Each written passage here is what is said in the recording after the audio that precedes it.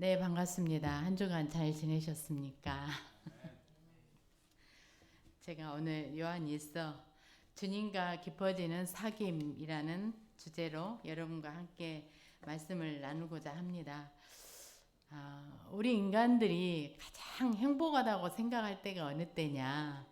무엇이 요즘 가장 행복하다고 생각하십니까? 하는 질문에 많은 이들이 공통적으로 대답하는 답이 있었습니다. 그 답이 무엇이냐? 맛있는 것을 싸게 먹을 때랍니다. 그때가 가장 행복하다고 합니다. 이것이 요즘 시대상인 것 같습니다. 나이를 먹으나 먹지 않으나 우리는 줄곧 보이는 세상에서 보이는 것만 추구하면서 살아갑니다. 보이지 않는 것은 별로 중요하게 생각하지 않지요. 그런데 보이는 것에 가장 대표적으로 우리의 마음을 행복하게 할 수 있는 것은 바로 별로 비싸지 않은 먹는 것. 먹는 것에 내가 굉장히 만족을 하면서 살아갈 수 있더라. 그래서 우리는 부자가 되고 돈이 많아지면 눈에 보이는 먹는 것, 입는 것, 자는 것 이런 것에 굉장히 치중을 하게 되지요. 그런데 여러분, 세상은 반드시 보이는 것이 있다면 보이지 않는 것도 존재하고 있습니다. 그렇죠? 아멘. 자, 보이지 않는 것이 있는데 왜 사람들은 보이는 것만 추구하면서 살아갈까요? 자, 우리가 먹는 것을 싸게 먹을 때 행복하다고 느끼는데 그럼 그게 행복의 다입니까? 아니죠. 우리는 보이지 않는 것 때문에 사실은 갈등하고 많이 갈망하고 많이 부족해하고 기쁜 생각을 하면서 살아가게 됩니다. 그런데 저 보이지 않는 곳에 계신 것이 무엇입니까? 보이지 않는 곳에는 하나님이 계시죠. 보이는 곳에는 인간들이 있습니다. 그리고 짐승들도 있고요. 근데 보이지 않는 곳에는 하나님이 계시고 또는 사탄도 있다고 하죠. 그리고 천사도 있습니다. 자, 그렇다면 우리는 보이지 않는 곳에 있는 존재일까요? 보이는 곳에 있는 존재일까요? 자, 우리 인간은 보이는 곳과 보이지 않는 곳에 양다리를 걸치고 있는 것이 인간입니다. 자, 그렇다면 우리가 보이는 곳에 있는 우리 인간이 보이지 않는 곳에 있는 하나님을 만나기 위해서 우리는 충분히 양쪽을 양다리를 걸치고 있기 때문에 하나님을 만날 수가 있겠죠. 분명히 그건 가능성이 있습니다. 아멘. 그런데 짐승들은 하나님을 만날 수가 없습니다. 왜냐? 짐승들은 영이 없기 때문에 짐승들은 하나님을 만날 수가 없지요. 또 만나려고 노력도 하지 않을 것입니다. 그들은 생각하지 않기 때문에. 그래서 우리는 눈에 보이는 음식을 싸게 먹어서 행복한 것도 있겠지만 우리는 그것이 행복의 다가 아닌 것은 보이지 않는 것 때문에 우리 깊은 곳에 있는 그 영 때문에 그게 만족이라고 생각하지 않습니다. 그 어떤 것으로도 채울 수 없는 공허함 또는 갈급함 이런 갈망들이 있다는 것을 여러분도 알고 저도 알고 느끼면서 날마다 살아가고 있습니다. 그런데 여러분, 우리 크리스찬은 하나님을 안다고 하나님을 만났다고 이렇게 여기는 자들이 크리스찬이라고 교회를 나오게 됩니다. 그런데 교회를 나오게 되면 늘 우리 입에 붙이고 있는 게 있죠. 우리는 교회에 나오게 되면 그렇습니다. 세상에 나가서 복음을 전해야 한다. 나는 교회를 다니니까 구원을 받은 자이다. 이런 자부심을 갖고 교회를 나오게 됩니다. 그런데 구원을 받았다. 내가 과연 구원받은 백성이 맞는가? 여러분, 이런 생각을, 이런 의심을 가끔 해보지 않으십니까? 아니면 늘 나는 구원 받았어. 이런 자부심에 살아가고 계십니까? 자, 우리는 신앙생활을 한다는 것은 늘 내가 구원을 받았는지, 나는 구원 받은 다음에 이제 그 다음에 이루어 나가야 할 성화의 길을 잘 가고 있는 것인지, 우리는 이것을 끊임없이 점검을 해봐야 하는 그런 시점에 있습니다. 그런데 우리는 신앙생활을 한다고 하면서도 이걸 점검하지 않고 그냥 그 자만심에 젖어서 나는 구원 받았어. 구원 받았으니까 나는 이제 봉사하고 헌신만 하면 돼. 이제 사람들에게 구원 받은 자로서 보여주기만 하면 돼 하는 식의 생각을 하기가 쉽다는 것입니다. 그런데 저는 이런 생각을 해보았습니다. 내가 복음을 듣고 구원을 받은 자라면 내 삶 속에서 현실적으로 나타나는 어떤 구원의 열매가 있는가?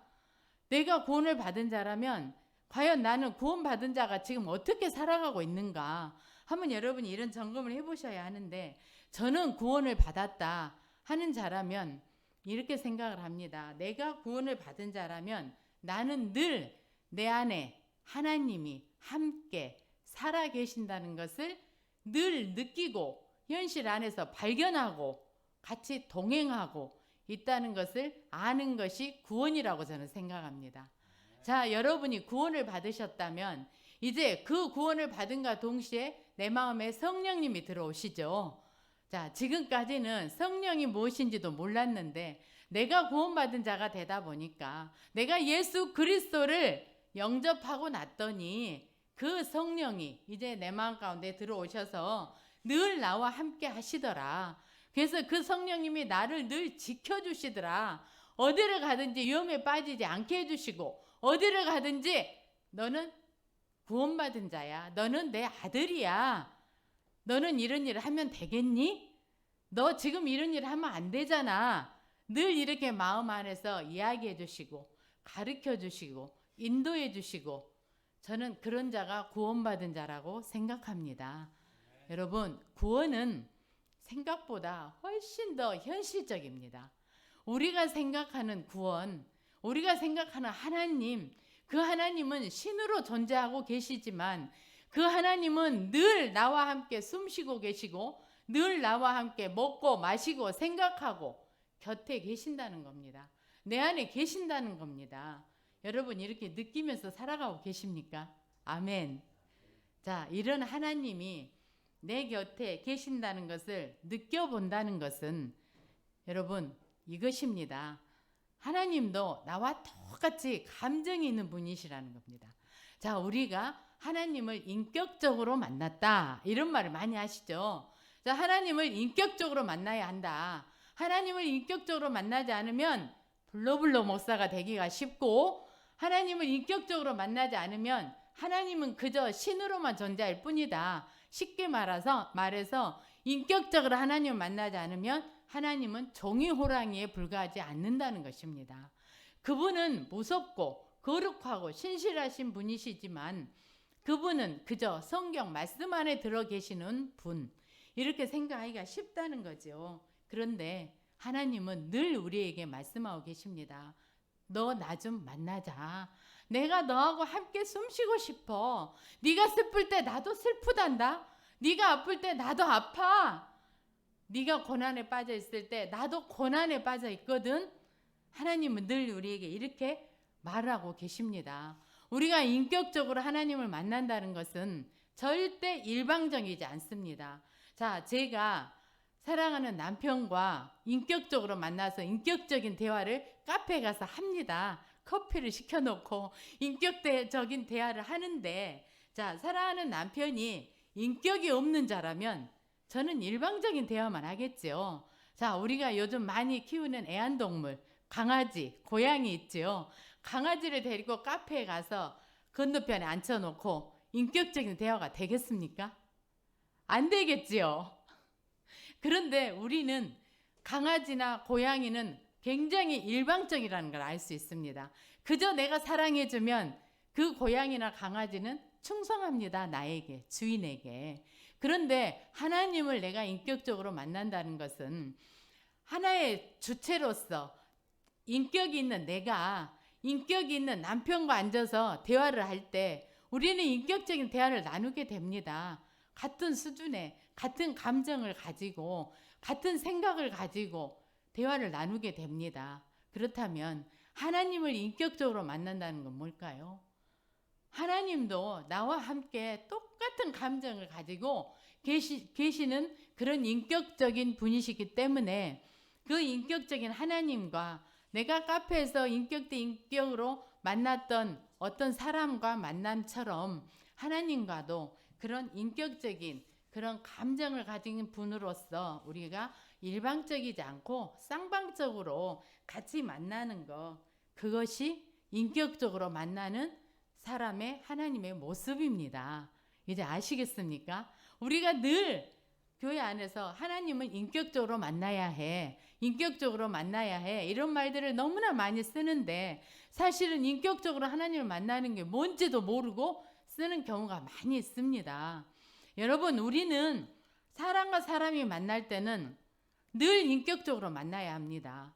상대방도 하나의 인격을 가진 주체로 만나고 저도 하나의 인격을 가진 주체로 만나야 하는데, 나는 주체로 만나는데 상대방은 주체가 없는 객체로 만난다? 이건 무엇입니까? 상대방은 주체가 없는 객체로 만나게 된다면 층하가 되겠죠. 층하가. 그것이 바로 계급이고 그것이 바로 노예제도이고 이런 모양으로 나오게 됩니다. 나는 주체인데 상대방은 객체이다? 이건 노예지요. 나는 내가 주체니까 내가 항상 주인공이 돼야 된다는 것입니다. 자, 어떤 학자가 이런 말을 하더라고요. 어떤 의사인가 그분이 이런 말을 했습니다. 차를 타고 가는데 멀미가 나요. 멀미가. 그래서 약을 먹고 막 너무 힘들게 차를 타고 가는데 그 차 타고 가는 사람에게 네가 운전해 하고 운전대를 맡기면 멀미를 하지 않는답니다. 왜 그럴까요? 운전을 하는 주체가 되기 때문에 그렇습니다. 그런데 운전을 하지 않은 객체가 되어서 의자에 앉아서 타고 가면 멀미가 난다는 거죠. 이게 조금 우스운 이야기 같습니다만은, 비유된 이야기가 맞는가는 모르겠습니다만은, 내가 주체가 될 때는 사람은 늘 책임감을 느끼게 되고, 내가 주체가 될 때는 내 감정을 상대방과 맞추려고 애를 쓰게 됩니다. 그래야지 통하기 때문에 그렇습니다. 마찬가지입니다, 여러분. 우리가 하나님을 인격적으로 만나기 위해서는 말씀을 많이 봐야 한다. 하나님의 말씀을 많이 알아야 된다, 이런 말을 하죠. 왜? 나는 하나님의 뜻을 모르니까. 하나님이 어떤 분인지 인격적으로 모르기 때문에 나는 하나님의 뜻을 알고 그분의 뜻을 가지고 하나님과 마주 앉아서 대화를 나누는 것입니다. 그래서 하나님 말씀을 통해서 우리가 기도를 하게 되지요. 이것이 인격적으로 하나님을 만나는 그런 모습입니다. 그런데 우리 기독교는 다른 종교와 달리 우리 기독교는 계시의 종교라고 합니다. 여러분, 계시의 종교가 뭔지 아시죠? 계시의 종교, 뭔가 알려주는 종교, 뭔가 찾아오는 종교, 그것이 기독교입니다. 다른 종교들은 내가 그 신을 찾아갑니다. 우리가 점쟁이, 무당, 불교, 힌두교, 많은 종교가 있지만 이 종교는 모두가 다 어떻게 하든가요? 지성을 드리죠. 지성을 드리고 내가 정성을 다해서 찾아갑니다. 그 신을 찾아간단 말입니다.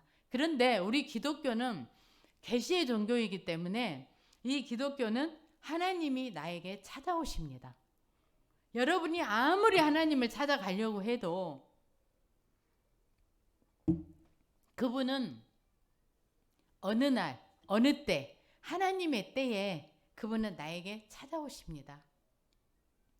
그래서 나를 불러주시고 나에게 기도를 응답해 주시고, 그것이 우리 기독교 계시 종교라는 우리 기독교를 말하고 있습니다. 여러분이 노력하고 정성을 들이는 것도 물론 중요합니다. 하나님도 감정이 있으시기 때문에 나의 정성과 그런 것들을 보시지요. 그러나 하나님은 반드시 하나님의 때에 우리를 찾아오시게 되어 있습니다. 그래서 하나님은 인격적으로 우리가 만날 때 그분도 같이 울고 웃고 나와 함께 그렇게 한다는 것입니다. 오늘 본문의 3절의 말씀을 보면 예수님의 제자들과 하나님과 우리는 사귐이 있어야 한다, 이런 말씀을 해주고 있습니다. 자, 3절의 말씀을 한번 보겠습니다. 우리가 보고 들은 바를 너희에게도 전함은 너희로 우리와 사귐이 있게 하려 함이니 우리의 사귐은 아버지와 그의 아들 예수 그리스도와 더불어 누림이라. 아멘. 자, 예수님과 우리가 사귀어야 하고 또한 제자들과 우리 각자들과 사귀어야 된다는 그런 말씀을 하고 계십니다. 자, 우리가 하나님과 인격적으로 만날 때 우리는 하나님을 사귀게 됩니다. 그렇죠? 아멘. 그런데 하나님은 이런 하나님과의 사귐뿐만이 아니라 너희들끼리도 사귀고 교제를 나누어야 한다. 이런 말을 하고 계십니다. 자, 우리가 예배를 드리고 나면 점심을 먹죠. 저 뒤에 앉아서. 자, 점심을 먹은 다음에 우리는 나눔을 합니다.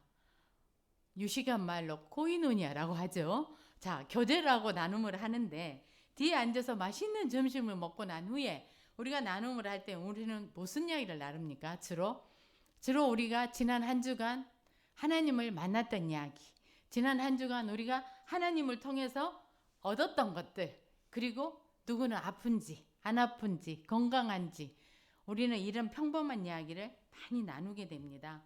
그런데 우리가 이렇게 많은 이야기를 나누고 관계를 쌓아가고 하면서 우리는 이제 그 안에서 자기의 존재감과 또 그 안에서 일어나고 있는 많은 어떤 관계들 때문에 우리는 그런 만남의 자리를 통해서 우리가 정체성이 만들어집니다. 아멘.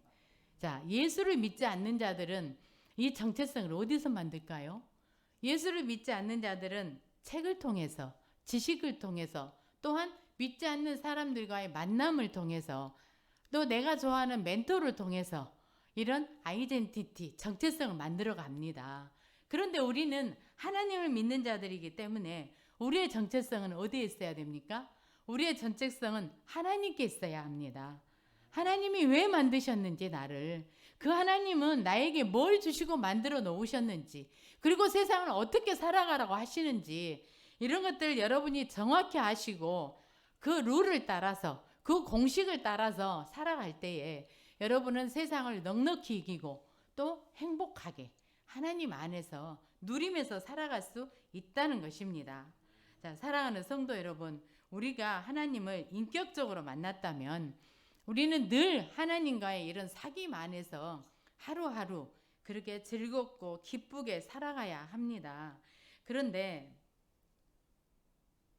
분명히 성령님이 우리 마음 가운데 계셔서 나는 지금 하나님과 함께 살아가고 있는데, 혹가는 어떤 자들은 분명히 나는 하나님과 살아가고 있다고, 나는 구원을 받아서 이미 다른 사람과 다르다고 이렇게 자만심에 빠져 살아가고 있는데, 때로는 말씀도 끊임없이 많이 보고 있는데, 때로는 내가 나도 모르는 사이에 직장 생활을 하고 하다 보니까 세상 것에 빠져서 기도도 제대로 하지 못하고, 또 오랜 습관처럼 말씀은 볼 뿐이지만 그저 큐티하듯이 말씀을 볼 뿐이고, 이렇게 늘 익숙해져 있는 내 모습을 어느 날 발견할 수도 있습니다. 그런데 하나님은 성경 안에서 우리에게 이렇게 말씀하고 계십니다. 네가 익숙해질 때, 네가 네 삶 안에서 나에 대해서, 말씀에 대해서, 기도에 대해서 그저 익숙하게 어제도 했으니까 오늘도 한다, 이렇게 했을 때 나는 너를 바리새인이라고 말한다, 이렇게 말씀하고 계십니다. 자, 여러분, 바리새인이 어떻게 했습니까? 바리새인 여러분 쉽지 않은 사람들입니다. 우리는 절대로 바리새인 못 따라갑니다. 여러분, 바리새인처럼 율법 지키면서 살아가십니까? 안 됩니다. 우리 안 됩니다. 그런데 하나님은 이 바리새인을 향해서 끊임없이 예수님은 질타하고 계십니다. 이 독사의 자식들아, 바리새인을 향해서 말하고 계십니다. 이게 무엇입니까? 바리새인이 익숙해져 있다는 겁니다. 그가 하나님 말씀에 익숙해져 있고 그가 하나님께서 원하는 것에 익숙해져 있기 때문에 그저 별 감흥 없이 습관처럼 그 일을 하고 있더라. 여러분, 이것이 내 모습이 아닌가, 이 시간에 한번 돌아보시기를 바랍니다. 아멘.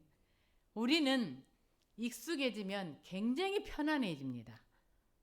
그래서 우리는 익숙해지면 평안이 찾아왔다고 생각합니다. 익숙해지면 우리는 부러울 게 없습니다. 항상 쉽기 때문에 그렇습니다. 그런데 하나님은 놀랍게도 창세기 1장 1절에서부터 시작이 되듯이 하나님은 창조하는 것을 참 좋아하십니다. 새로운 것을 좋아하신다, 그 말씀이십니다. 하나님은 익숙해져서 길들어진 이런 습관, 그냥 생각 없이, 어떤 정성 없이, 마음 없이 드리는 제사, 이런 것들에서부터 하나님은 우리들이 벗어나길 원하십니다. 늘 우리가 새로운 것에 도전하기를 원하십니다.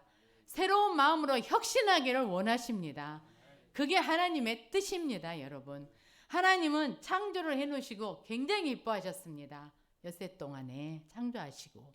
그러면 하나님께서 지금 우리 2000년이 지난 지금 우리에게 하나님이 우리의 모습을 보면서 즐거워하시고 기뻐하는 것은 무엇일까요? 그것은 바로 우리가 익숙해져 있는 그 틀을 깨고 좀 더 나아가기를 원하십니다. 좀 더 혁신되기를 원하신단 말입니다. 좀 더 반경이 커지기를 원하십니다. 좀 더 하나님의 나라가, 하나님의 지경이 넓어지기를 원하십니다. 그게 하나님의 뜻입니다, 여러분. 자, 우리는 이런 익숙한 곳에 길들여지다 보면 때로는 태보를 가져올 수도 있습니다. 내가 다 된 줄 알고 살고 있었는데 내가 하나님 앞에서 이제 나는 다 되었구나. 나는 이제 구원 받은 자니까 나는 하나님 앞에서 나는 다 된 자야. 나는 이제 하나님 앞에서 사람들 앞에서 뭔가 달라. 너희들과 달라. 이렇게 살아가고 있었는데 된 줄 알고 살아가고 있었는데 어느 날 돌아보니 내가 된 자가 아니더라. 얼마나 나는 고개를 숙이고 울어야 하는지 모릅니다. 여러분, 다시 우리는 십자가를 바라보며 회개의 눈물을 흘려야 되는 그런 자리에 내가 있을 수도 있다는 것입니다. 제가 오늘 말씀을 준비하면서 이 사귐에 대해서, 하나님과의 교제에 대해서 놀라운 사실을 발견했습니다. 자, 세상에 보이는 세계와 보이지 않는 세계로 이루어져 있는데, 세상은 오늘 말씀에서 보듯이 우리가 세상에 보이지 않는 곳에 있는 언어들이 참 많이 있습니다.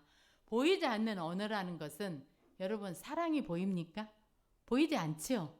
여러분, 사랑을 우리가 언어로 말씀으로 말하고 있지만 사랑이라는 것은 물체가 아니기 때문에 보이지 않습니다. 나는 너를 사랑해 하고 말을 했는데, 그래? 사랑이 어디 있는데? 보여줘봐. 보여줄 수 있습니까? 못 보여줍니다. 그런데 이렇듯이 정말 중요한 단어들은 눈에 보이지 않는 곳에 다 있는 단어더라. 여러분, 그거 아십니까? 아멘. 보이지 않는 곳에 너무나도 중요하고 내 가슴을 후벼 파는, 내가 고민하고 있는 많은 것들이 그곳에 있더라. 그곳은 여러분, 하나님의 영역입니다. 그렇죠?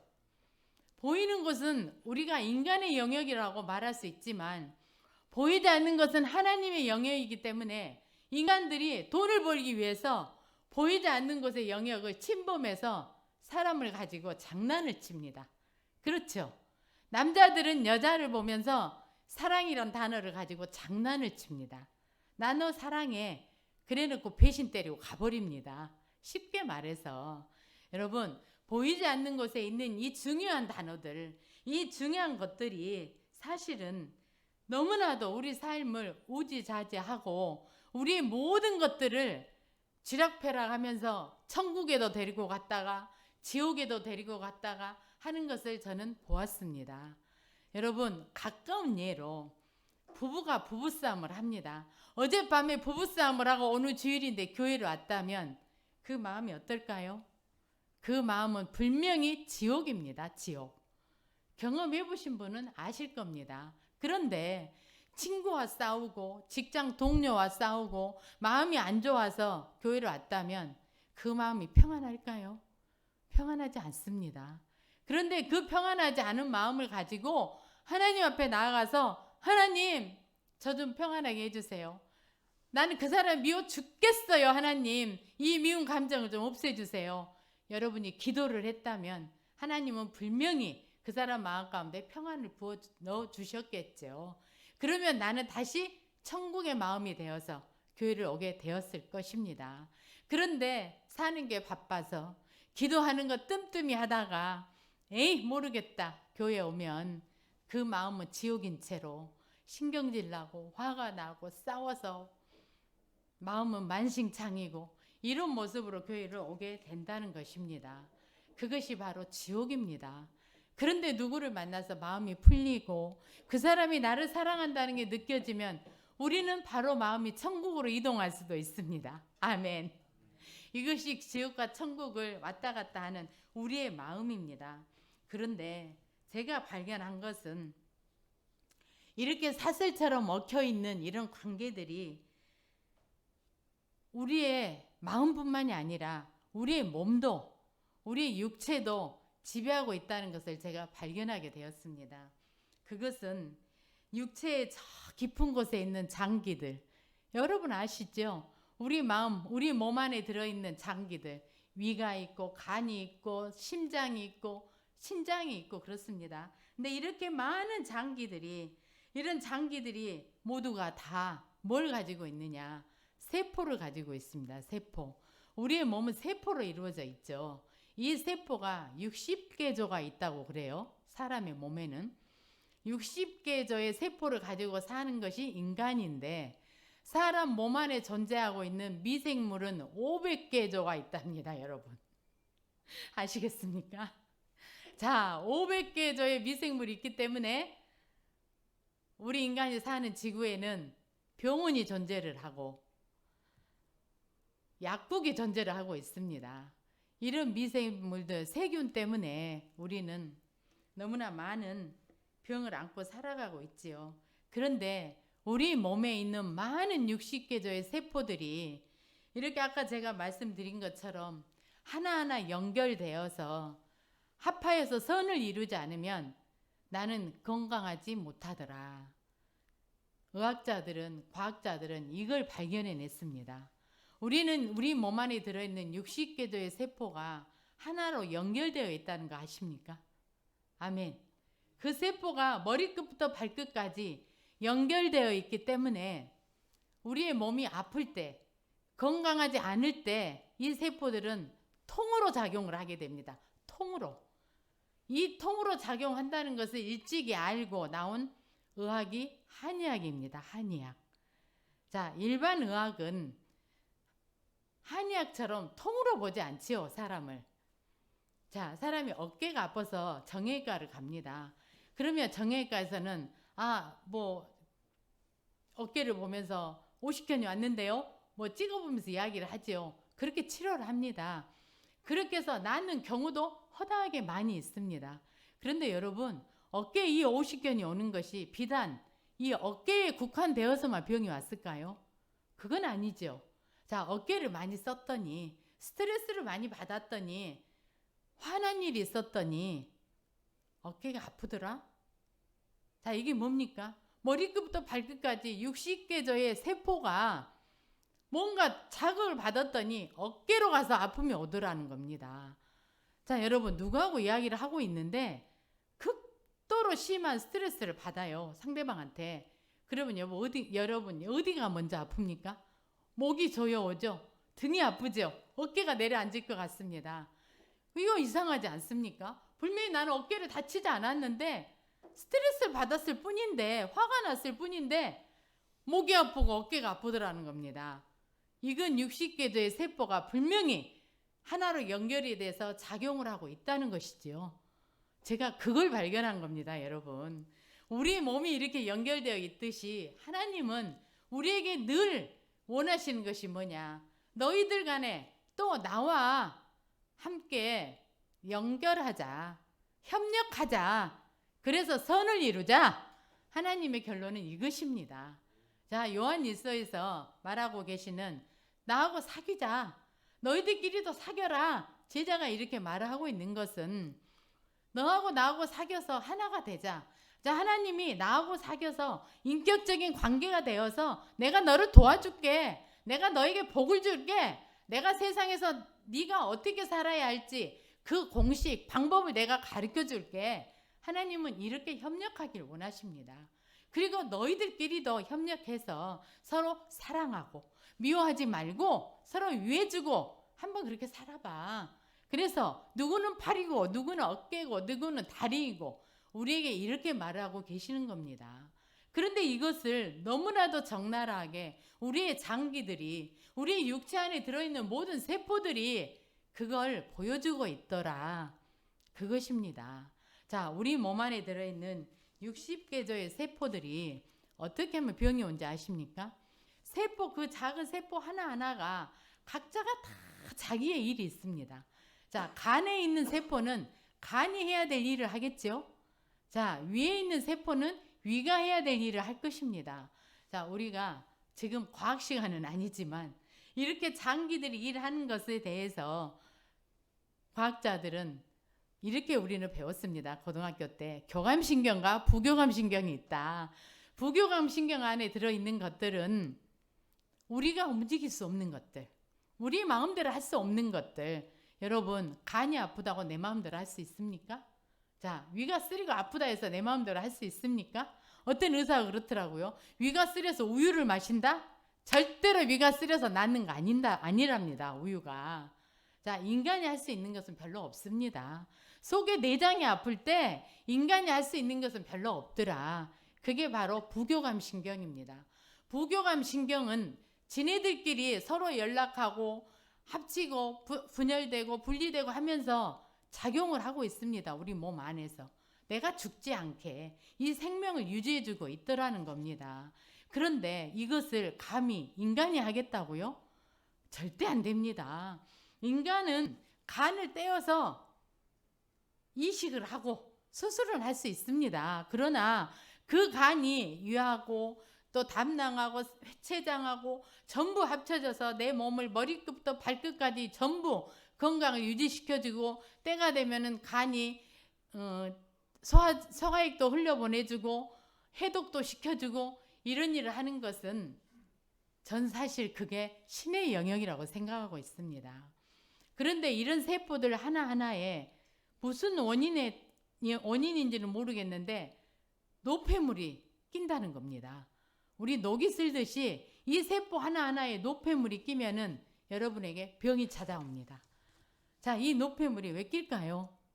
짐작합니다. 그냥 우리가 음식물을 잘못 먹어서 어떤 독이 되는 음식을 잘못 먹었을 때 노폐물이 끼겠죠. 세포에. 또는 우리가 생각지도 못했던 일로 노폐물이 끼는 경우가 있습니다. 자, 뭔가에 대해서 스트레스를 받았을 때, 뭔가에 의해서 두려움과 무서움이 찾아왔을 때 우리는 모든 세포가 긴장을 하게 됩니다. 그런 일이 벌어질 때. 그래가지고 그 세포들이 긴장을 하면서 염증을 일으킵니다. 염증. 그러면 그 염증이 뭡니까? 염증은 노폐물이죠. 이 노폐물이 세포에 끼는 겁니다. 그렇게 해서 우리에게 또 병을 갖다 줍니다. 그러면 이제 이 세포도 나도 살고 싶어. 내가 노폐물이 비록 끼었지만 나도 살고 싶단 말이야.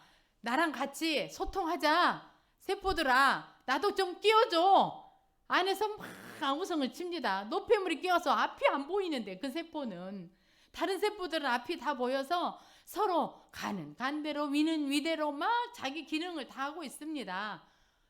정말 그 존엄성을 가지고 간은 간이 해야 할 일, 위는 위가 해야 할 일을 열심히 하고 있는데 열심히 하고 있으면서 서로 소통을 하지요. 위야, 지금 뭐 잘못 들어왔어? 그럼 내가 소화액을 조금 덜 보낼게. 간이 이렇게 소통을 해줍니다.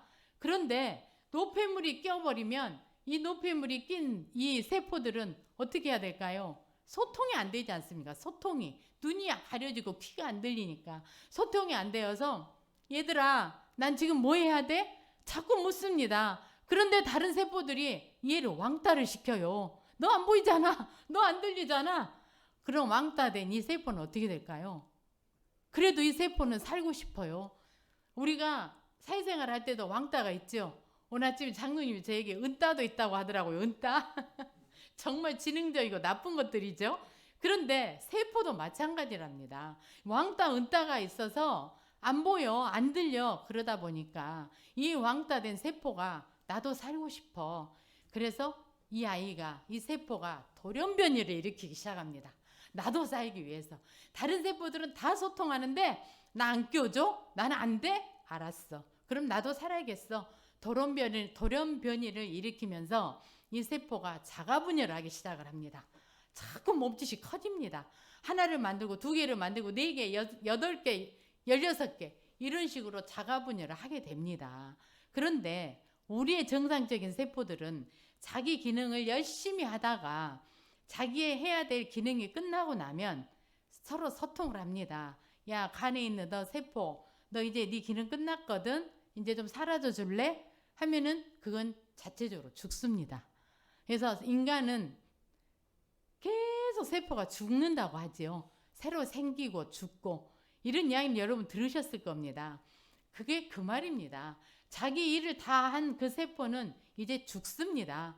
그런데 이 돌연변이가 된, 이 왕따가 된 세포는 죽지 않아요. 계속 자가 분열을 해야 되기 때문에 죽지 않습니다. 여러분 그럼 어떻게 될까요? 이게 무슨 병이 되는 겁니다. 그래서 종양을 만들고 혹을 만들어서 사람에게 큰 병을 안겨주게 됩니다. 여러분 너무나 놀랍지 않습니까? 우리는 그냥 내 몸이 몸인 줄 알았는데 하나님의 원리하고 너무나도 똑같다는 것입니다. 하나님께서 세상을 만드시고 너희들끼리 소통하고 살아라. 서로 사랑하면서 살아라. 그리고 나하고도 소통하자. 나하고도 사랑하고 살아보자.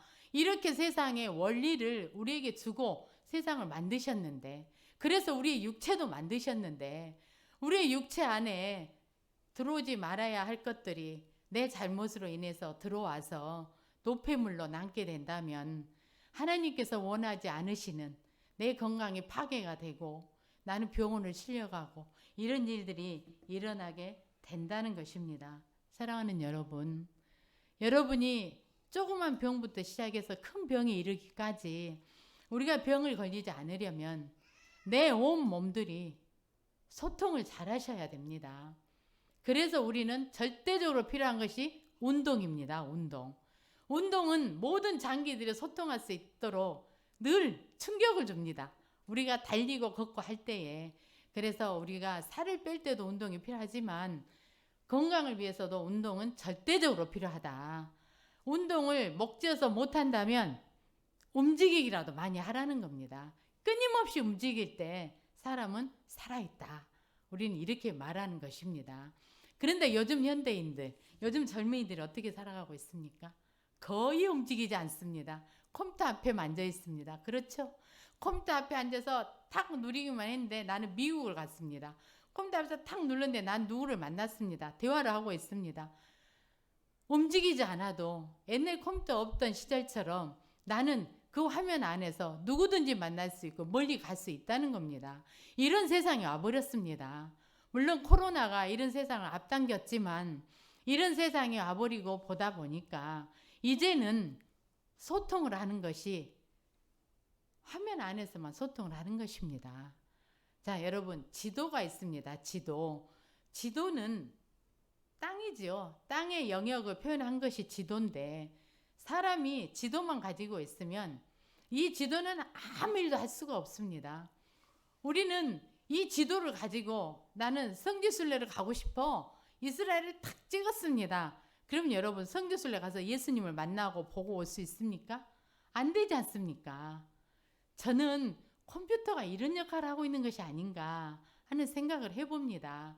컴퓨터가 물론 필요하고 많은 영역에 우리에게 중요한 것들을 알려주고 있지만 컴퓨터 앞에 앉아서 우리가 무엇을 할 때 정작 우리가 일을 성사시키고 일이 어떤 물체가 되어서 현실로 나타나게 하는 것은 인간 대 인간의 만남이지 컴퓨터로는 가능하지 않더라. 정말 중요한 것은 인간 대 인간의 만남이더라. 이건 무엇입니까? 소통입니다. 우리는 컴퓨터를 소통하는 데 필요한 도구로 써야 되지 이 컴퓨터가 소통의 전부가 되어버린다면 아마 인간은 이제 죽음을 향해서 가는 그런 길에 설 수밖에 없다는 것을 우리가 감지를 하셔야 할 것입니다. 아멘. 자, 여러분 컴퓨터 너무 좋아하지 마십시오. 컴퓨터 너무 좋아해서 게임하고 채팅하고 저는 잘 모르지만 그러한 것들을 했을 때 얼마나 구미에 당기고 정말 만난 것처럼 즐겁고 그러나 여러분 거기에 진실이 얼마나 있던가요? 얼마든지 나를 위장하고 사람 만날 수 있습니다. 채팅 안에서는. 그것이 채팅이 묘미라고 하더라고요. 어떤 사람은. 마치 아바타처럼 나 아닌 다른 나를 만들어 놓고 만나는 것이 채팅이다. 자, 하나님은 우리의 몸을 보여주면서까지도 자, 나는 너희들이 소통하기 원한다. 너희들이 사귀기를 원한다. 그걸 우리에게 주장하고 계십니다. 자, 우리는 이렇게 교제하고 또 만나고 하기 위해서 절대적으로 필요한 것이 교회입니다. 교회. 자, 하나님은 내가 성전이라고 하셨죠. 내가 성전이 되어서 이 성전이 다 모여서 하나, 둘, 셋, 넷, 10명, 20명, 100명, 1000명이 모여서 이루는 것이 교회당입니다. 교회당. 건물이죠. 건물. 그런데 이 교회당 안에 성전들이 다 모여서 무엇을 합니까? 맨날 모여서 우리는 하나님을 찬양합니다. 모여서. 그리고 하나님을 이야기합니다. 그분은 이런 분이야. 나는 이분을 이렇게 만났어. 이런 이야기들을 많이 합니다. 그런데 그런 하나님을 우리가 집에서 혼자 만나고 앉아있다? 말씀을 통해서 만난다? 만날 수 있습니다. 인격적으로 얼마든지 만날 수 있습니다. 그런데 어쩌자고요? 만나서 하나님은 합하여 선을 이루라는데 만났으면 내가 그 만난 하나님을 가지고 세상으로 나아가야 될 거 아닙니까? 그런데 우리는 교회당에서 그 하나님을 만난 지체들을 만납니다. 그렇죠, 여러분? 아멘. 그냥 만난 게 아니라 그냥 세상 사람을 만나는 게 아니라 하나님을 만난 지체, 하나님을 구원을 받은 지체, 그 지체들을 만나서 함께 공동체를 이루면서 성장을 해나가기 시작을 합니다. 아멘. 성장이 무엇입니까? 구원을 받은 다음에 우리가 걸어가야 하는 성화의 길을 우리는 성장이라고 말하고 있습니다. 자, 어떤 학자들은 지식으로 또 성경을 통해서 굉장히 하나님을 많이 아는 것처럼 우리 가르치고 이야기를 많이 합니다. 그런데 여러분, 하나님을 정확히 안다는 것은 내가 내 삶 속에서 내 기도 속에서 절대적으로 하나님을 만나는 역사가 일어나야 합니다. 아멘.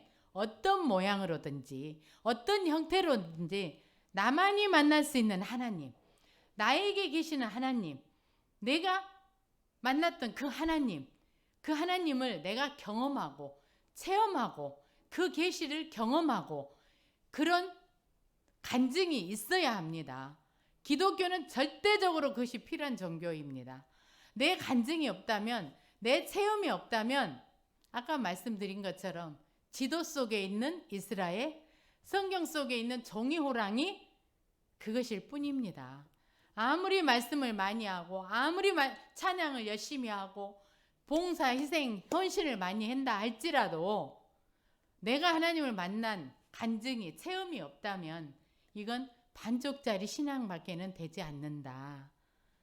우리는 이렇게 말할 수 있습니다.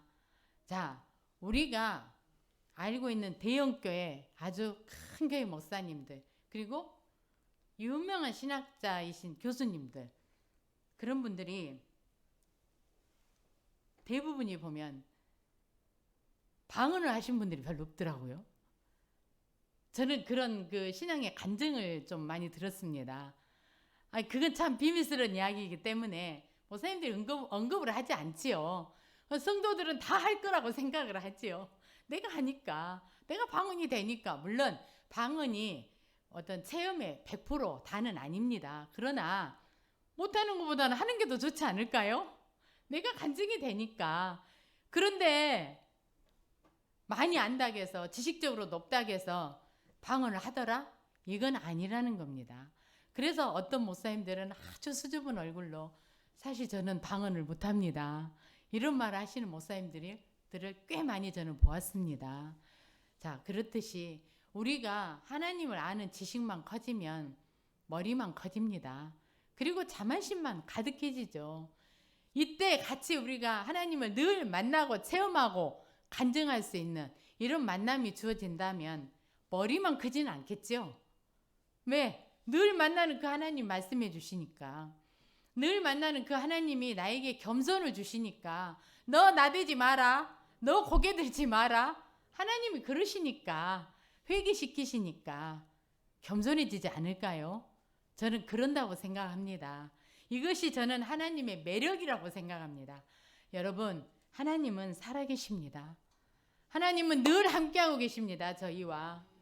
그래서 그 하나님은 나에게 때로는 지시하시고 때로는 오른쪽으로 가라.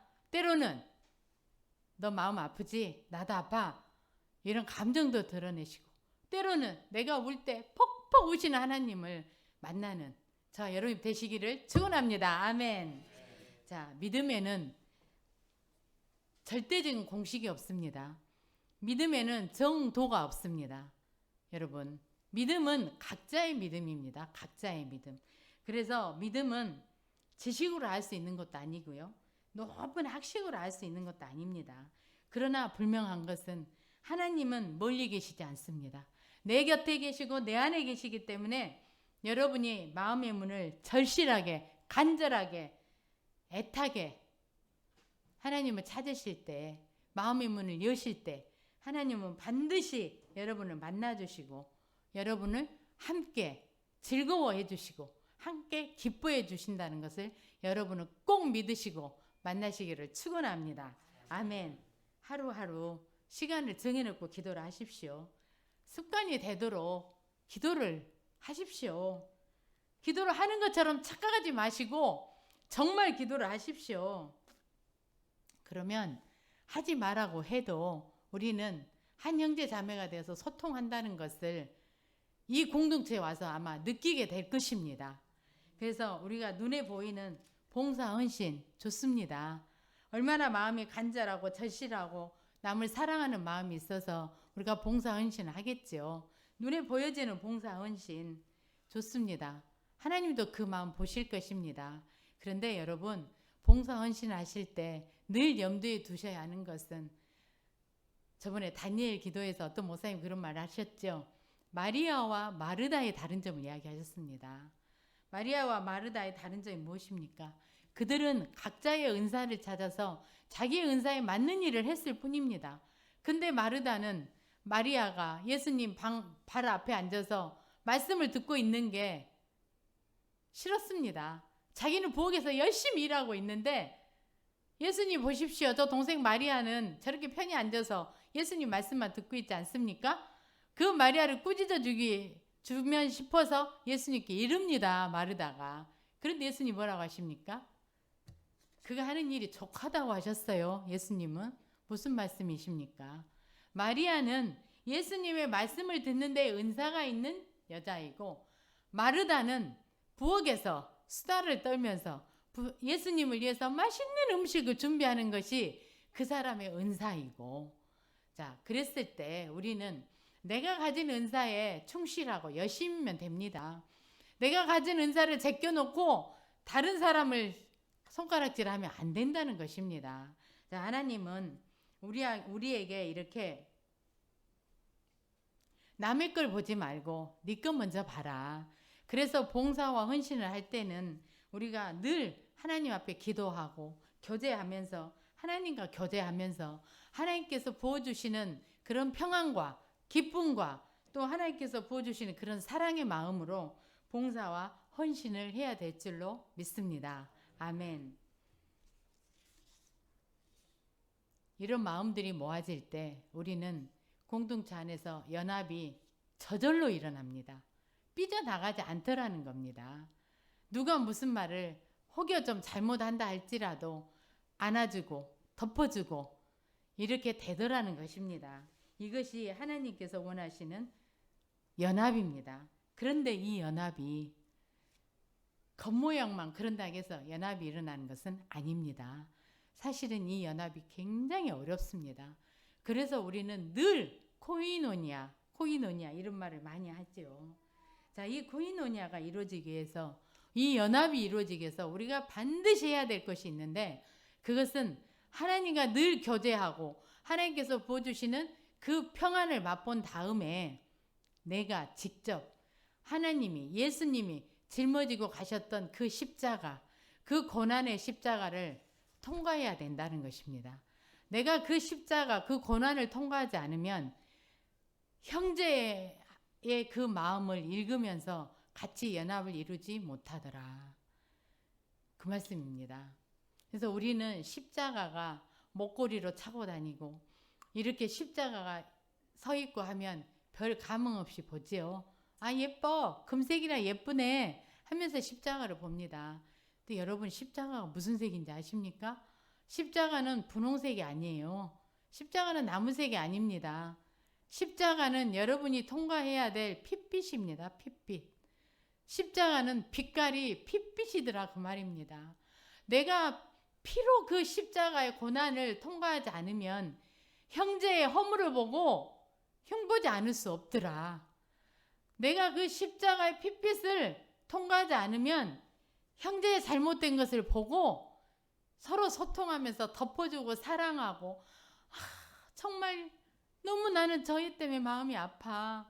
저희가 아프대. 나도 아파. 이런 마음이 되지 않더라는 것입니다. 근데 하나님은 오늘 요한일서 말씀을 통해서 하나님과 연합을 이루고 형제 간의 사귐을 너희들이 이루어라. 이렇게 말씀하고 계시는 겁니다.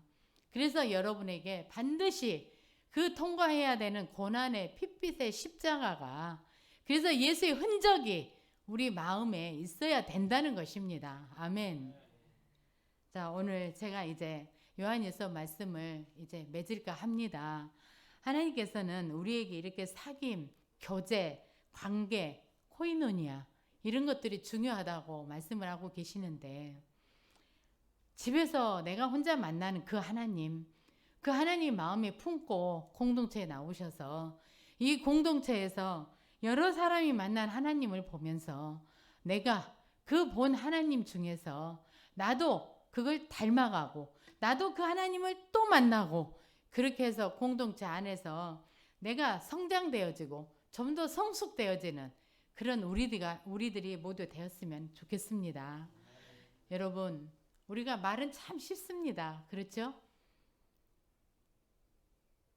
사람들은 여행을 가면 김창목이라는 그분이 그런 이야기를 하시더라고요. 강의를 가보면 가장 말을 안 듣는 집단이 공동체가 선생님들이랍니다. 선생님들 그리고 의사 선생님들. 그런데 왜 그럴까요? 말만 하기 때문에 그렇습니다. 여러분. 하나님은 말만 하는 거 굉장히 싫어하십니다. 공동체가 존재해야 되는 이유는 그 사람의 삶을 보기 때문에 그렇습니다. 공동체에 앉아서 탁상 공론이 말만 할 것은 아니죠. 공동체에서 우리가 성장하기 위해서는 내가 말을 한 만큼 더 책임을 져야 되고 내가 말을 한 만큼 그만큼의 삶을 살아내야 된다는 것입니다. 그런 것들을 상대방한테 보여주었을 때 그런 것들을 내가 살아내는 걸 또 남이 살아낸 걸 보았을 때 거기서 나는 감동이 오고 나도 저렇게 살아야지 하는 그런 마음들이 주어지면서 내가 성장을 한다는 것입니다.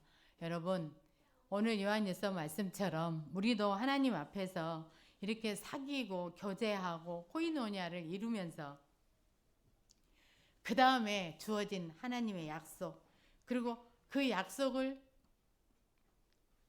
향해서 우리가 거는 기대들 이런 기대가 있어서 우리는 하나님과 교제하고 사귀고 또 우리 형제들 간에 공동체 간에 사귀고 한 다음에 하나님과 누리는 그런 영광의 길을 여러분이 맛보는 그런 아주 기쁨이 충만한 우리 엔터교회 성도 여러분이 되었으면 합니다. 여러분 그렇게 날마다 하나님을 만나시고 순간마다 마음속에서 하나님을 만나서 대화하시고 물어보시고 하나님의 답을 들으시고 하는 저와 여러분이 되시기를 축원합니다.